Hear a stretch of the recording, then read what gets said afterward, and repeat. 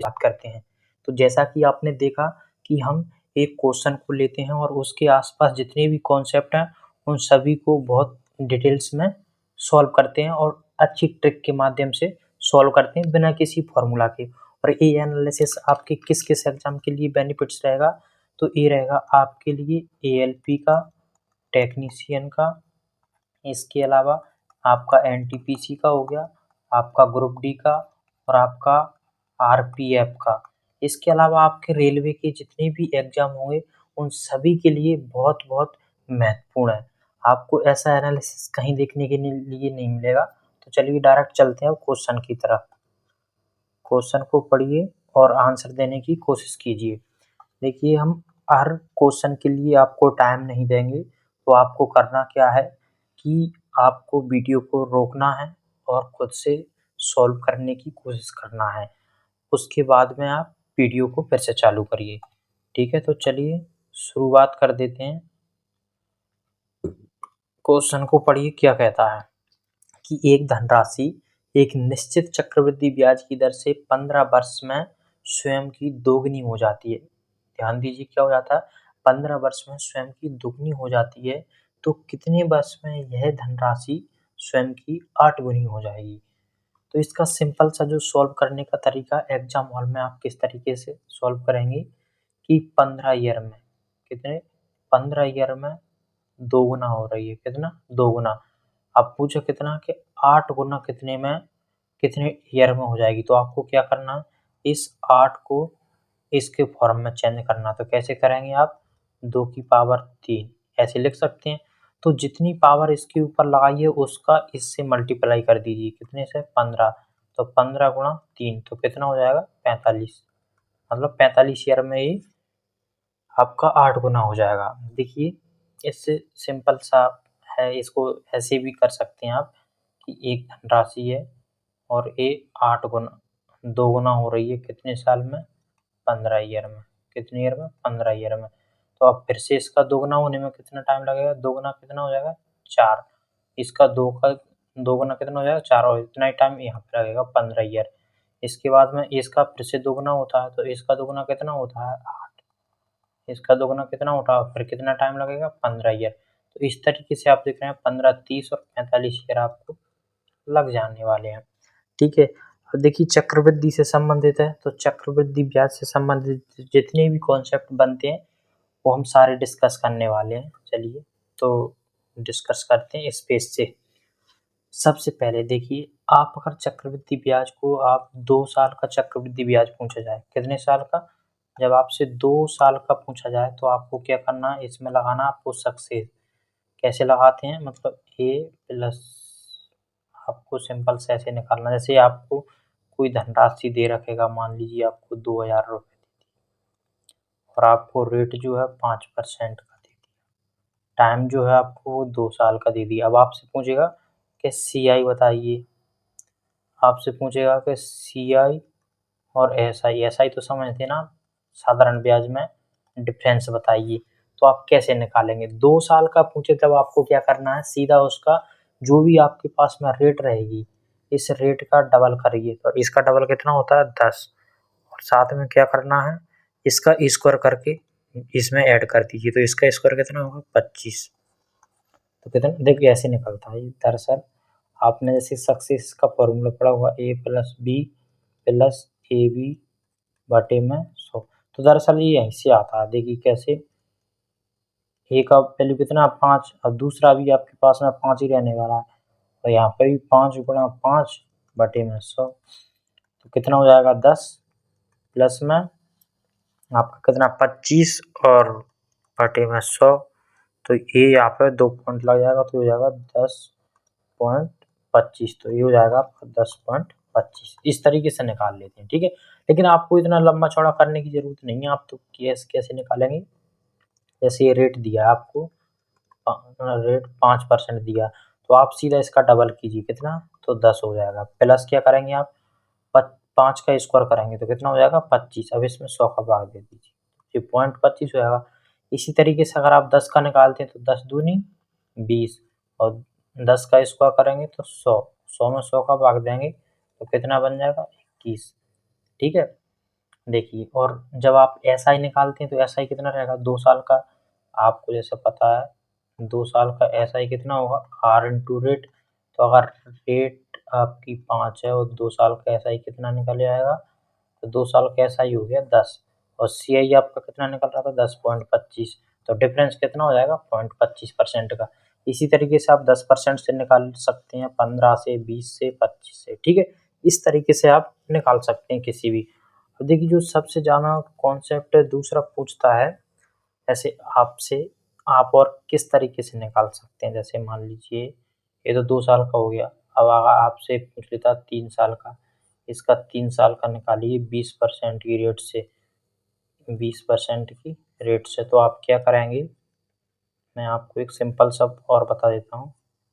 अगर आप 20% से निकाल रहे हो तो 20% का मतलब फ्रैक्शन में करेंगे तो 1, डायरेक्ट 20% निकालिए इसका, तो कैसे निकालेंगे, 2000 का 20% कितना निकाल, 2 जीरो कट जाएंगी और 2 से 2 तो कितना हो जाएगा, 4, 400 हो जाएगा ना। ऐसे देखो,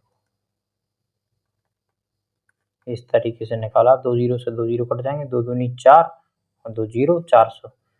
फिर से आप इसका 20% निकालिए तो कितना निकलेगा, 2 जीरो कट जाएंगी, 2 चौको 8। इस तरीके से आप निकाल सकते हैं, ये 2 साल का। अगर आप 2 साल का निकाल रहे हो तो आप क्या करोगे, यहाँ पे 2 का गुणा, यहाँ पे 1 का गुणा, इस तरीके से। देखिए, अगर आप 2 ईयर का निकाल रहे हो तो आप इसमें मल्टीप्लाई करेंगे 2:1 का, मतलब यहाँ पे 2 का, यहाँ पे 1 का। अगर आप 3 ईयर का निकाल रहे हो इस तरीके से तो आप निकालोगे 3:3:1 का, मतलब यहाँ पे अपन एक बार और 20% निकालते, यहाँ पे 3 का गुणा करते, यहाँ पे भी 3 का गुणा करते और यहाँ पे 1 का गुणा करते। अगर आप इस तरीके से 4 ईयर का निकाल लो, 4 ईयर का, तब आप कैसे निकालते, 6:4, कैसे निकालते, ये 6:4 और क्या रहता है आपका, सॉरी सॉरी सॉरी, एक सेकंड, यहाँ पे 6 से शुरू नहीं होता, ये 4 से होगा ना, 4:6:4:1, इस तरीके से। इसी तरीके से आप 5 ईयर का भी निकाल सकते हो। 5 ईयर का कैसे, 5:10:10:5:1, इस तरीके से आप सारा निकाल सकते हो। चलिए, अब मैं आपको एक क्वेश्चन के माध्यम से सब कुछ क्लियर बता देता हूँ कैसे निकालते हैं। देखिए, इससे आपके, चलो अगले क्वेश्चन में देख लेंगे, ठीक है।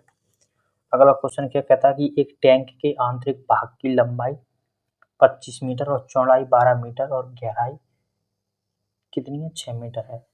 75 पैसे प्रति मीटर स्क्वायर की दर से इसकी दीवारों और तली पर अंदर की ओर प्लास्टर कराने की लागत। देखिए, वीडियो को रोकिए और क्वेश्चन को करने की कोशिश कीजिए। मान लीजिए ये आपका टैंक है इस तरह से, तो आपको क्या दे रखा है, ये इसकी हाइट दे रखी है, गहराई 6, इसकी चौड़ाई दे रखी है आपको 12, इसकी लंबाई दे रखी है आपको कितनी, 25।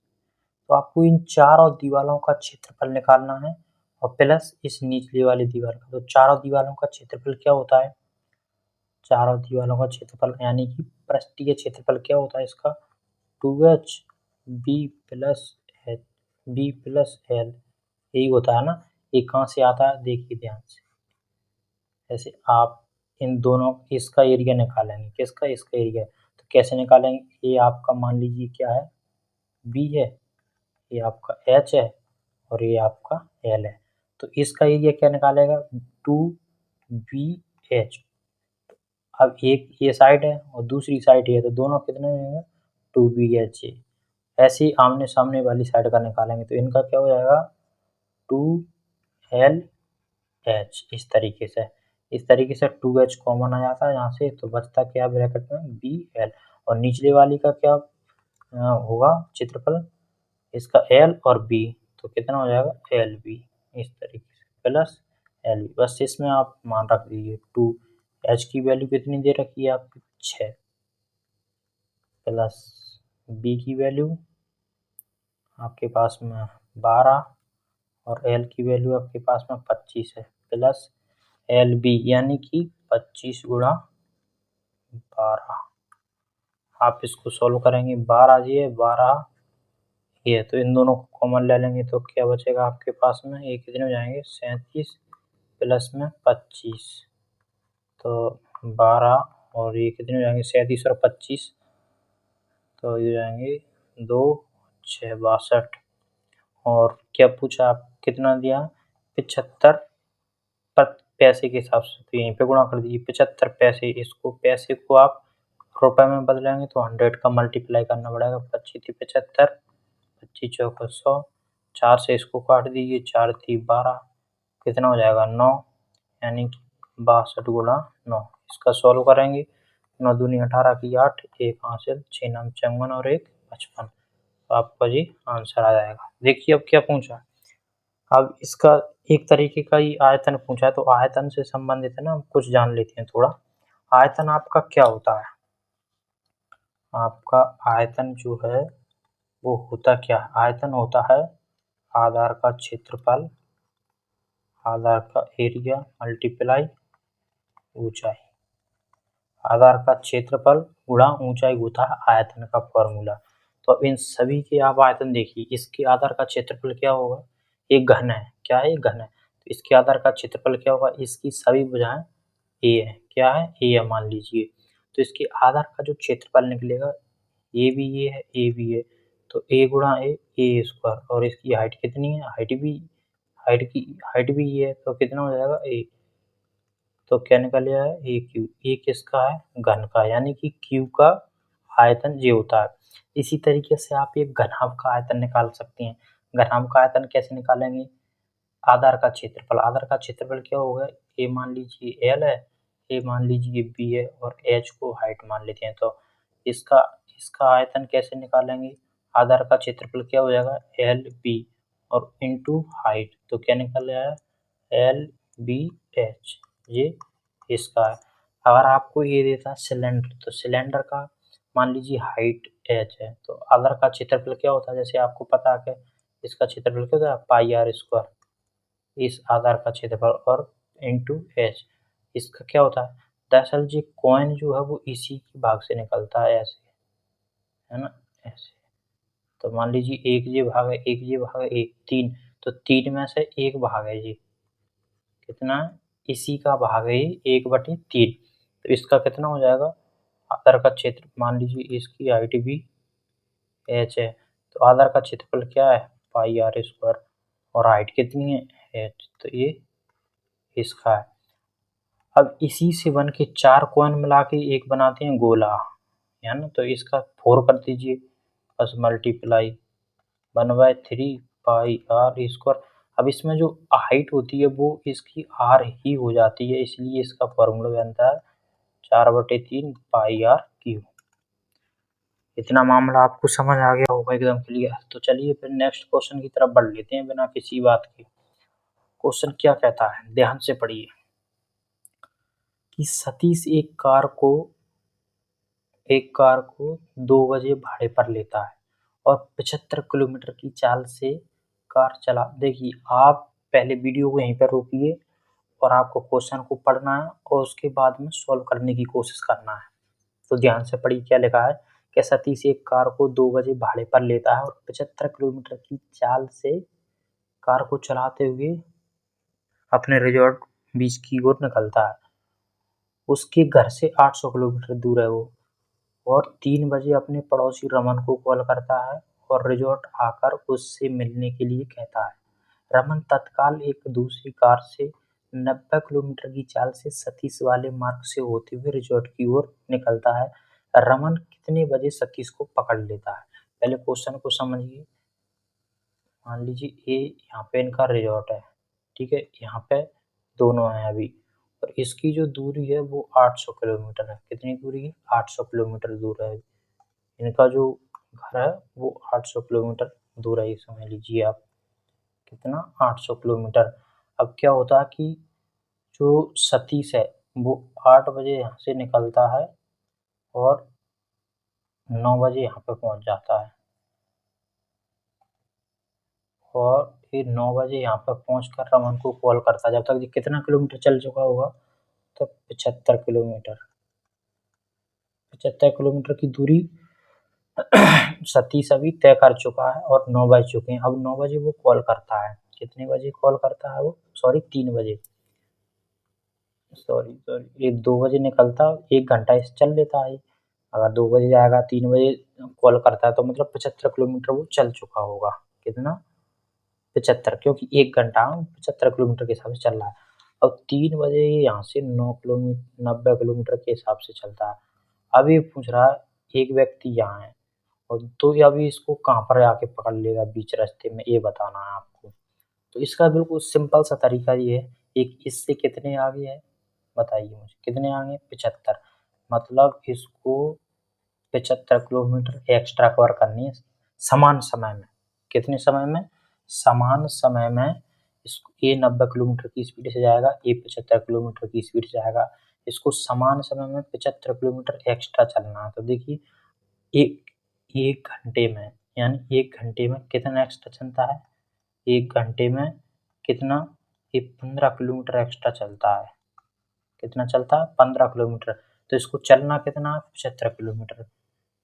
75 किलोमीटर ये कितने घंटे में कवर कर लेगा? बस इसका आप त्रिक गुणा कर दीजिए, आपका बिल्कुल एक ही बार में आंसर निकल जाएगा। तो यहीं काट लीजिए इसको, 5 × 75, इसको इधर गुणा करेंगे तो कितना बचा?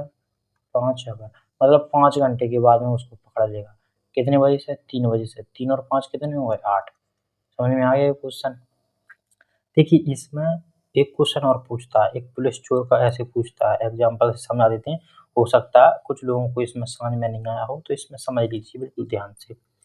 क्या होता है कि एक चोर 8 बजे चोरी करता है इस घर से, और ये भागता जाता है यहाँ तक, यहाँ पहुँच जाता है, और अब बज जाते हैं 9। 9 बजे पुलिस को खबर लगती है कि घर में चोरी हुई। जो चोर जो है वो 10 किलोमीटर प्रति घंटा की दर से भाग रहा होता है, ठीक है? 10 किलोमीटर की प्रति घंटा की दर से। अब 9 बजे पुलिस को पता चलता है कि चोरी हो जाती है, और पुलिस जो है 15 किलोमीटर की स्पीड से इस चोर को पकड़ता है। अब आपको कहाँ पर ध्यान देना है? आपको ये ध्यान देना है कि जो चोर था वो पुलिस से कितने किलोमीटर आगे निकल चुका है। तो आप देखेंगे कि 5 किलोमीटर, सॉरी 10 किलोमीटर आगे है।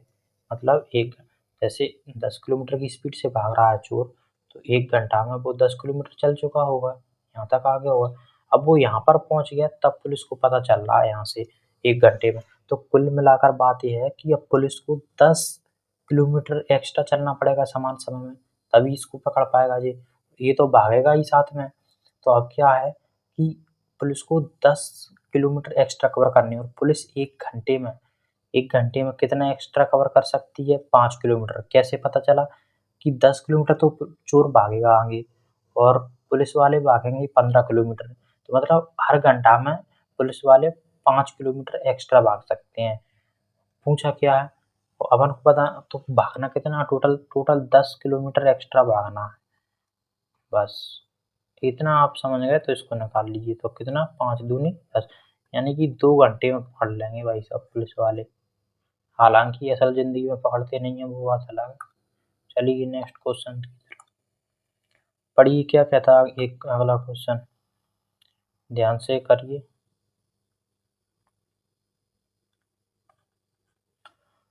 k का मान ज्ञात कीजिए जिसके लिए समीकरण, एक दो समीकरण दे रखे हैं, आपको पूछा कोई हल ना हो। तो देखिए इसकी सिर्फ 3 कंडीशन बनती हैं। कौन-कौन सी बनती हैं 3 कंडीशन?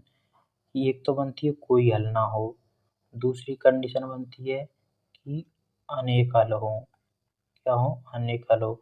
और तीसरी जो कंडीशन बनती है वो बनती है सिर्फ एक हल हो, एक हल हो।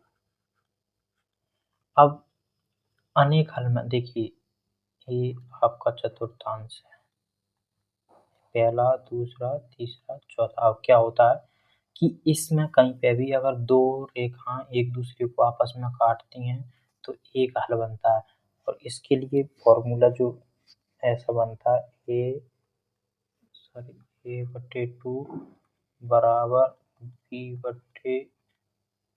बराबर c/2। अब क्या रहता है, एक हल हो तो मत यहाँ पे बराबर नहीं हो सकता जी,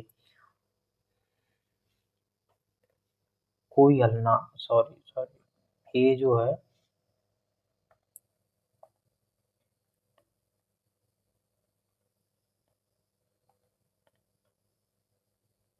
ये तीनों बराबर नहीं है ना।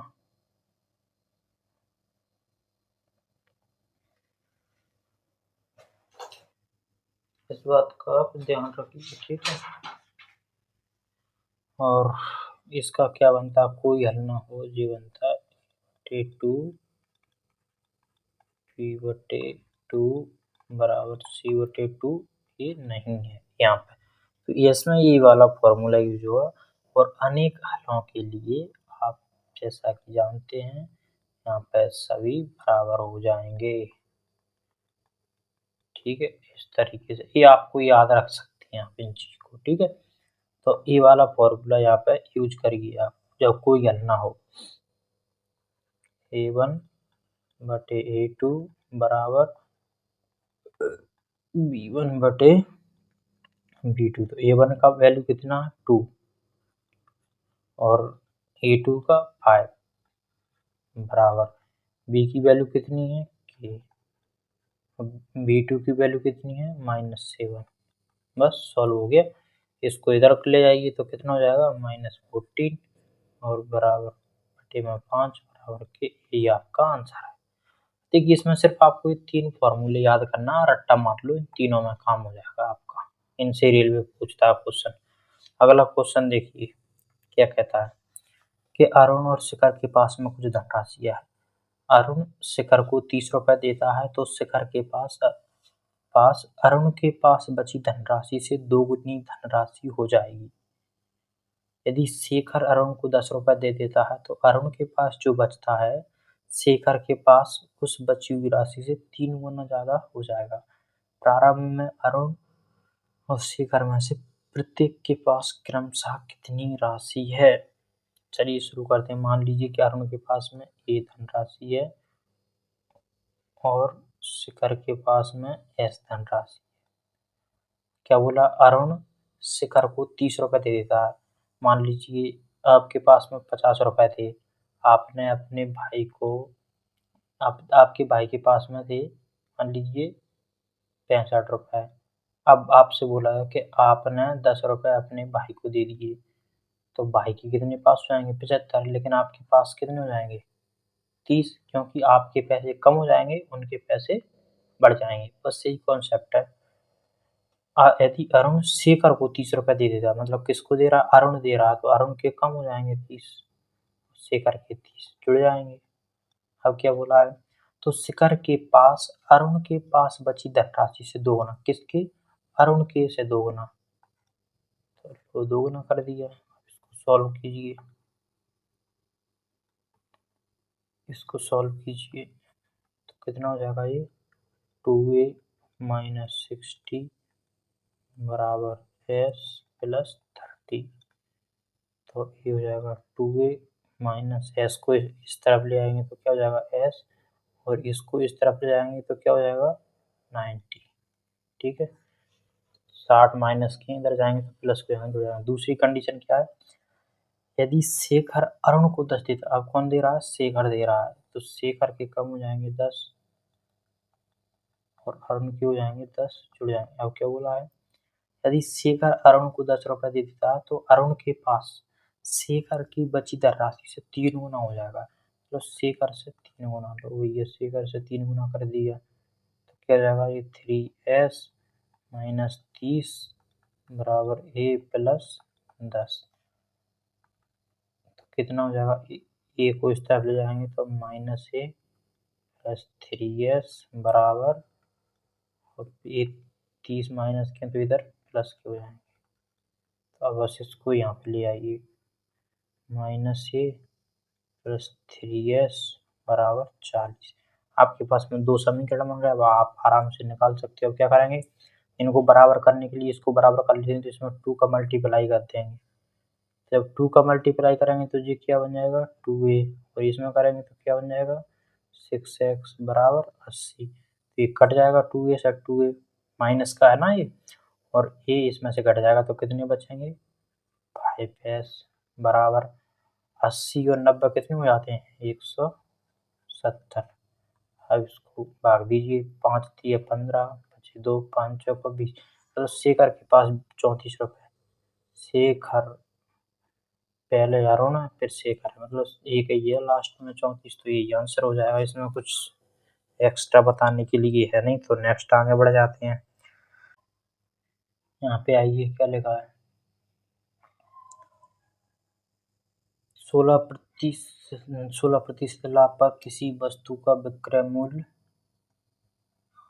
इतना है, तो उस वस्तु का क्रय मूल्य ज्ञात कीजिए। तो आपको पता है जैसा सीपी क्या होता है, सीपी हम 100% मान लेते हैं, और सीपी में अगर कुछ परसेंट लाभ होता है, जैसे 5% का लाभ होगा तो हम कह देंगे कि 105% का लाभ हुआ। अगर 5% की हानि होती तो हम क्या करते हैं, 95 100 में से घटा, बस यही यहाँ पर दिया हो। 16% का लाभ हो रहा है, मतलब 116 यूनिट की वैल्यू आपके पास में दे रही है 80.60। आपसे 100% की वैल्यू पूछिए, तो बस आप ऐसे निकाल लीजिए, 116x बराबर 100 का मल्टीपल करेंगे तो कितना हो जाएगा जी, x बराबर कितना हो जाएगा, 40 60 बटे में 116। बस इसको उड़ा दीजिए आप, 4 से काट लीजिए, 4 एकम 4, 4 एकम 4 बचे 2, 4 पंजे 20। इसको 4 से काटिए, 4 दूनी 8 बचे 3, 4 नाम 36। भाई 29 तो किसी से कटना नहीं है। अब ऐसा कुछ गुणा कीजिए कि 5 आ जाए पीछे, तो 5 तो 5 यूनिट वैल्यू होगी, तभी 5 का गुणा करने पे एक ही आंसर बन जाएगा आपका, इस तरीके से। चलो इसमें कुछ भी नहीं है, नेक्स्ट बढ़ते हैं। अगला क्वेश्चन क्या कहता है कि एक आदमी को पैदल किसी स्थान तक जाने और गाड़ी से उस स्थान तक वापस आने में टोटल समय 5 घंटे 45 मिनट का लगता है। यदि दोनों तरफ से वह गाड़ी से जाता तो उसको 2 घंटे कम लगते। अब क्या है ना, इनके दो वैल्यू बना लेते हैं, देखिए कैसे। मान लीजिए पैदल जा रहा है, और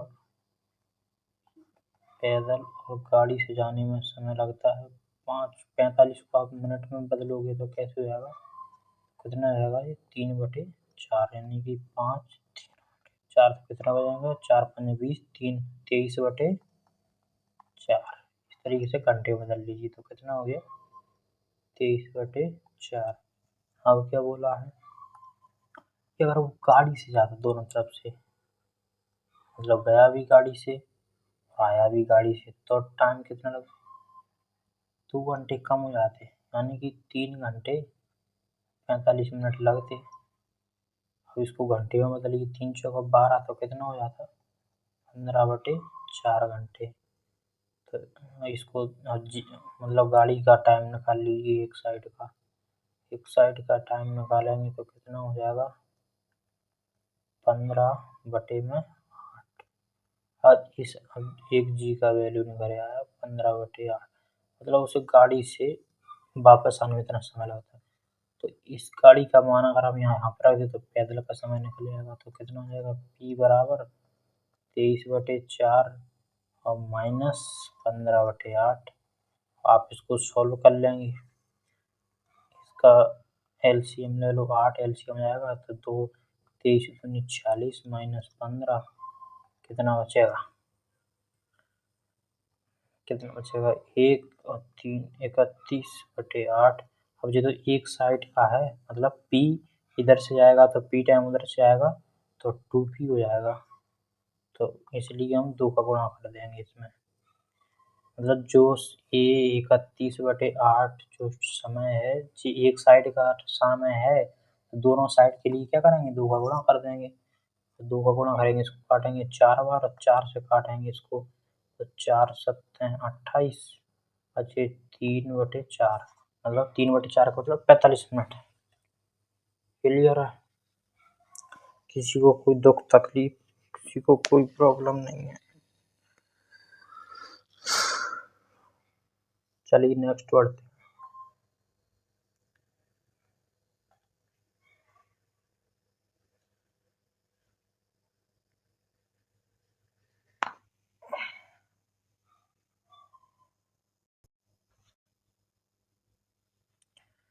आप देखिए थोड़ा यहाँ पे इसके बारे में थोड़ा और समझ लेते हैं अगला क्वेश्चन करने से पहले कि टाइम और डिस्टेंस से बहुत क्वेश्चन बनते हैं।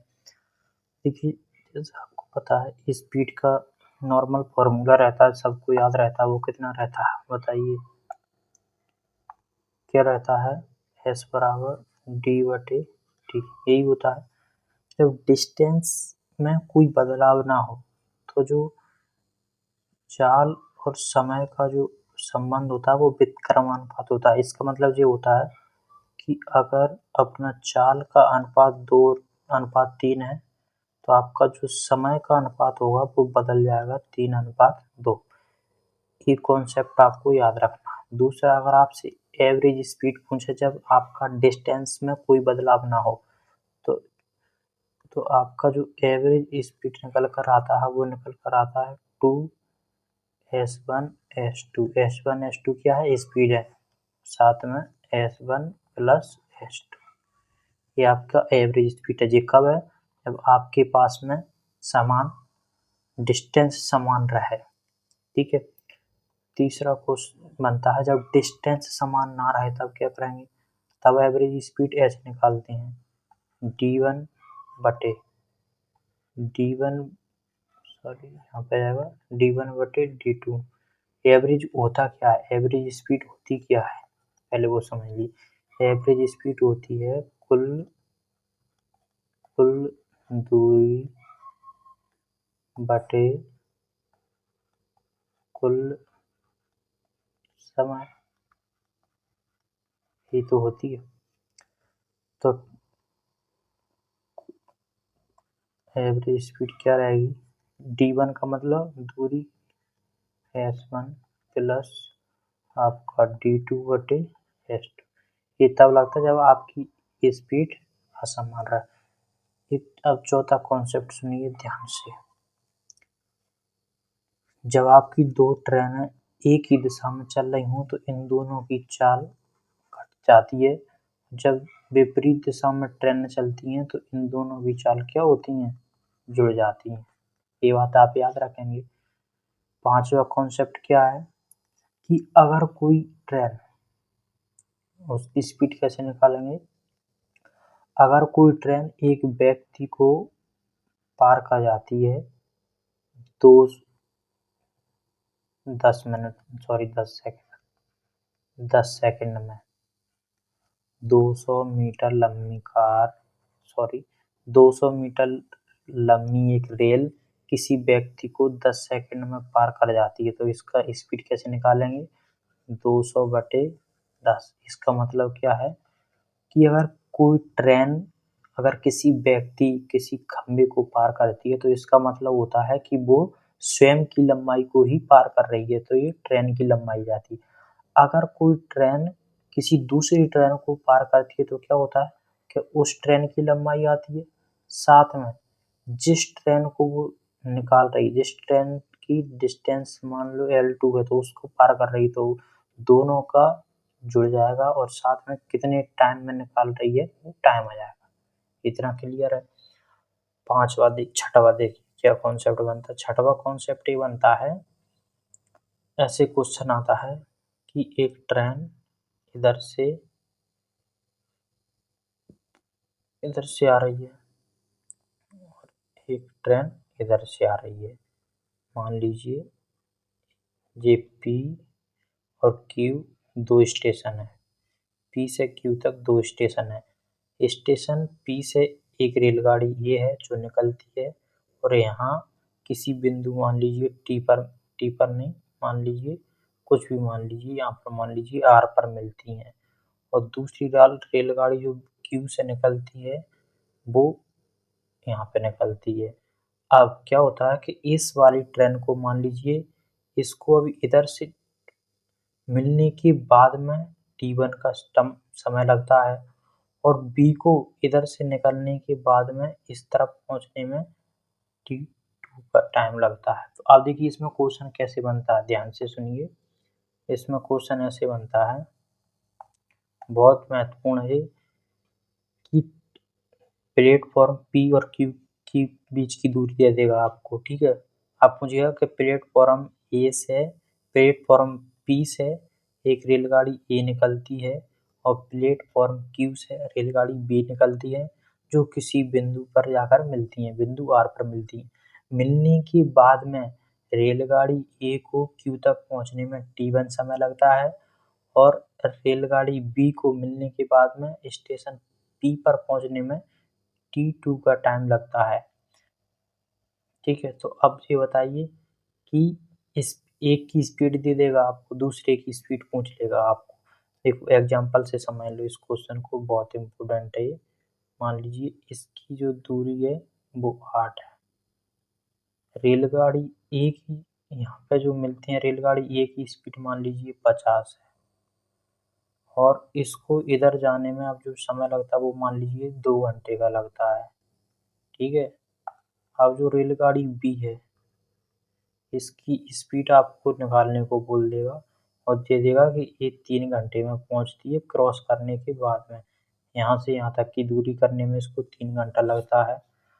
अब आपसे पूछेगा चलो B की दूरी बताइए, वो बताइए स्पीड, तो आप कैसे निकालेंगे, S1 अपॉन S2 बराबर कोष्टक अंडर रूट में T2 अपॉन में T1। आप इस तरीके से आप निकाल सकते हो, ठीक है। दूसरा क्वेश्चन क्या बनेगा, टोटल टाइम पूछ लेगा वो आपको, क्या पूछ लेगा, टोटल टाइम बताइए। टोटल टाइम क्या आएगा, तो टोटल टाइम ऐसे निकालते हैं आपको T1, मतलब आपको समय नहीं दिया हो तो आप कैसे निकालेंगे T1 अपॉन T2, सिर्फ ऐसे आप समय निकाल सकते हैं। टोटल टाइम पूछेगा, कुछ टाइम की बात कर रहा हूँ मैं, ठीक है। टोटल टाइम मतलब टोटल टाइम, टोटल टाइम कौन सा टाइम, समझ में आया कि नहीं, देखिए ध्यान से सुनिए।